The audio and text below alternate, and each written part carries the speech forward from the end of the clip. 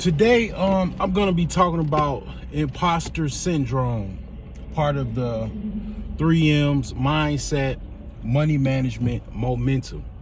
So what I find a lot of people dealing with, a lot of different people, mostly men, especially zeroing down to black men, and basically one of the hard parts of dealing with these men is they have some form of imposter syndrome.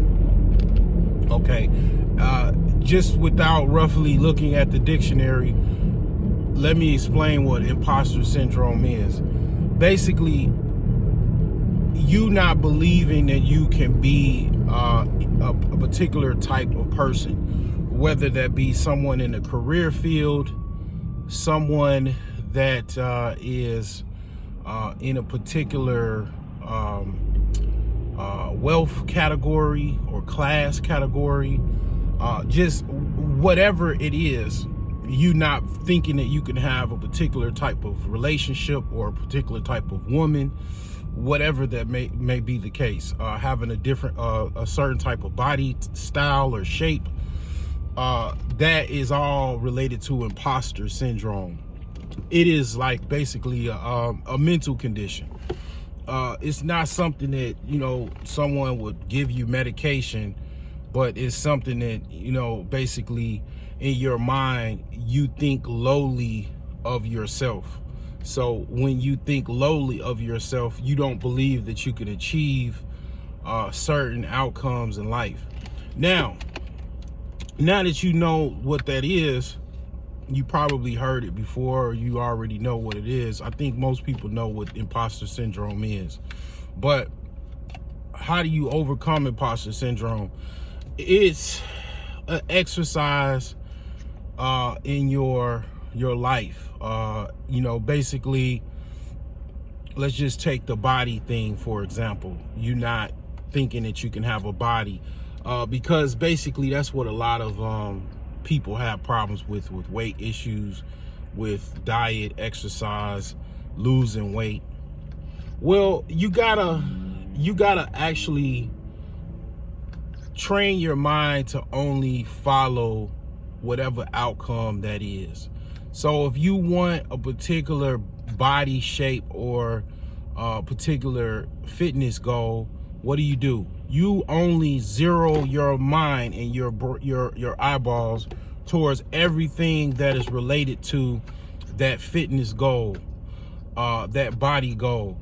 And a lot of women, they find plastic surgery as an outcome or something to do to bypass that. And they learn that basically very fast that is not the fix.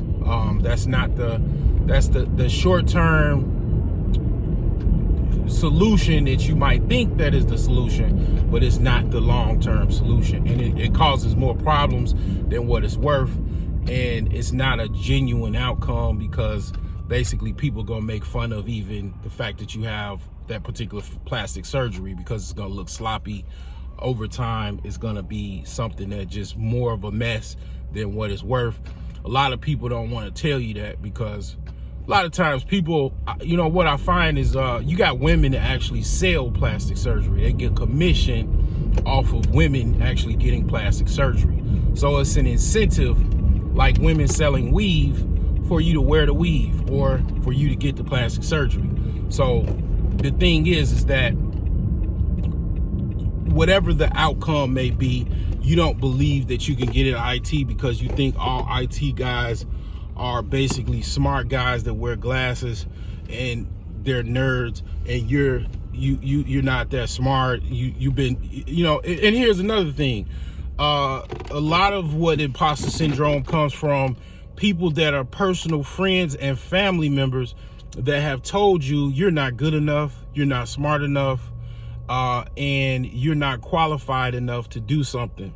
A lot of times, those are one of the main culprits of why you have imposter syndrome, because even your own mother and father could have sowed toxic venom into you and said you're not good enough, you're not wise enough, you're not smart enough, you're not qualified enough. So you internally take that in and you know, believe that you actually are not qualified and good enough to do something or have a particular outcome.